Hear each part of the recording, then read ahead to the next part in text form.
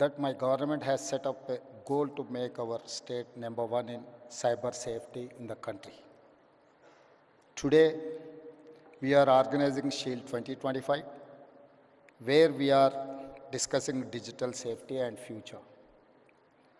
I congratulate Telangana Cyber Security Bureau, Cyberabad Police, and Society for Cyberabad Security Council for organizing this event of its kind.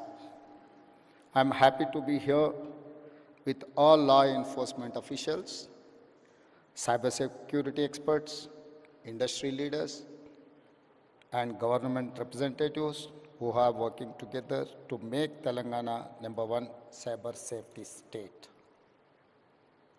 An estimate recently said rupees 22,812 crore were stolen by cyber criminals in India last year.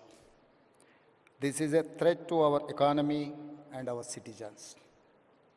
Another major threat today is a fake news. Misinformation on social media can cause chaos in the society. My government is committed to working with experts, IT firms, and allocate all resources to build an ecosystem for cyber security solutions. We have to make Telangana a secure business hub. I request everyone to share this number 1930. It's a 24/7 cyber helpline. Once again, 1930. It's a 24/7 cyber helpline. Telangana is one of few states with a fully operational cyber security bureau and a dedicated cybercrime helpline to protect citizens. We launched 7 new specialized cybercrime police stations in last year. I congratulate the DGP and Director of Cyber Bureau for creating these facilities. I congratulate DG CSB team for organizing this event, which will enable collaboration between police, academia, and experts. Let us work together to make Telangana a cyber safe state. మిత్రులారా, ఈరోజు ఈ కార్యక్రమం అత్యంత కీలకమైన కార్యక్రమం. ప్రపంచంలో నేరాల రూపు విధానం చాలా వేగంగా మారుతుంది.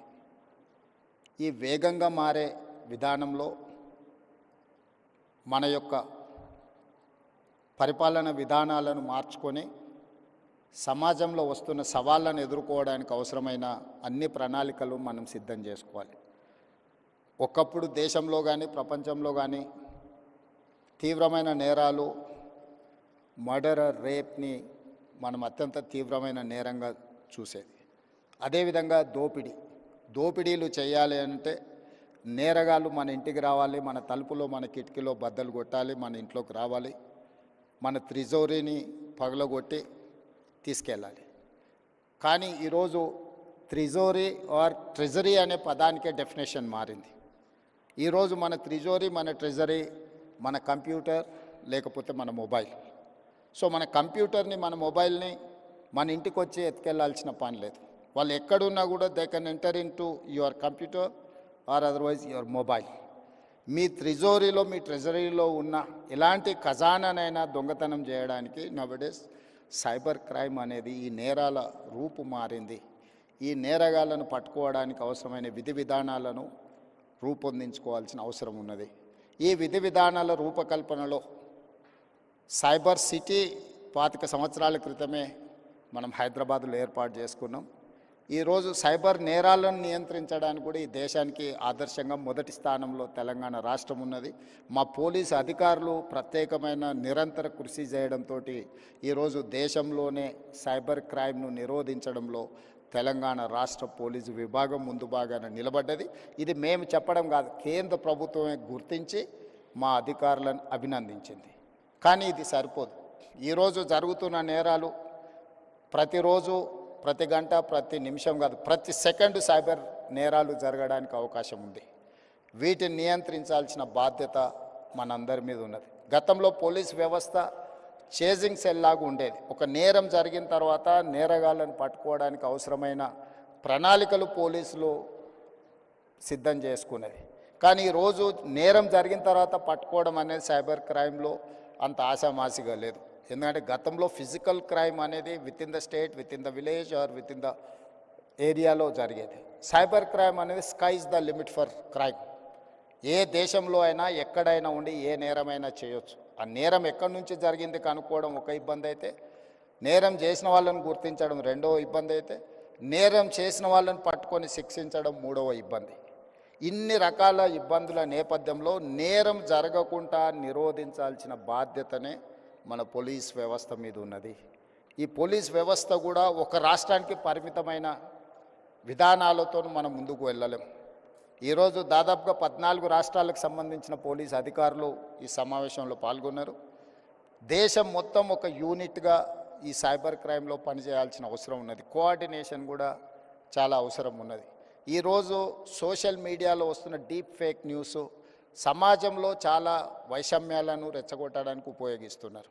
కొంతమంది సమాజంలో ఒక గందరగోళాన్ని సృష్టించి జరగని నేరాలు జరిగినట్టుగా, జరగని దాడులను జరిగినట్టుగా, లేదా ఇతర ఆలోచనలతోని ఈ డీప్ ఫేక్ న్యూస్ని స్ప్రెడ్ చేస్తున్నారు. వీటన్నిటిని కూడా సోషల్ మీడియాని కంట్రోల్ చేయడమే కాకుండా ఆర్థిక నేరాలను కూడా ఈరోజు నియంత్రించాల్సిన అవసరం ఉన్నది. వీటన్నిటి నేపథ్యంలో తెలంగాణ స్టేట్ సైబర్ క్రైమ్ డిపార్ట్మెంట్కి సంబంధించి ప్రత్యేకంగా డీజీపీ శిఖా గోయల్ గారు, అదేవిధంగా సైబరాబాద్ కమిషనర్ అవినాష్ మహాంతి ఒక మంచి షీల్డ్ 2025 కార్యక్రమాన్ని ఏర్పాటు చేసి ఇందులో ఎక్స్పర్ట్స్ని, ఇతర రాష్ట్రాలకు సంబంధించిన అధికారులను చాలామందిని ఇందులో పాల్గొనే విధంగా చేసి ఒక కోఆర్డినేషన్, ఒక connecting bridge with in the states, with in the country, with in the departments చేయడానికి ఏదైతే ప్రయత్నం చేస్తున్నారో ఇది first initiative, very best initiative. I wanted to congratulate them. And మీరు అందరూ కూడా సహకరించండి. తెలంగాణ రాష్ట్రం భవిష్యత్తులో కూడా దేశానికే రోల్ మోడల్గా నిలబడుతుంది. తప్పకుండా సైబర్ నేరాలను నియంత్రించడంలో ఈ దేశానికి తెలంగాణ రాష్ట్రం ఆదర్శంగా ఉంటుంది అని తెలియజేస్తూ మీ అందరి దగ్గర సెలవు తీసుకుంటున్నాను. ధన్యవాదాలు. Thank you so much, sir. Phenomenal. I mean, the way it covered the entire landscape. Thank you so much, sir. Now, to honor the Honorable Chief Minister of Telangana, Shri A. Revanth Reddy Garu, I request Ms. Shikha Goyal, IPS Director, TGCSB, to present the memento to honor our chief guest.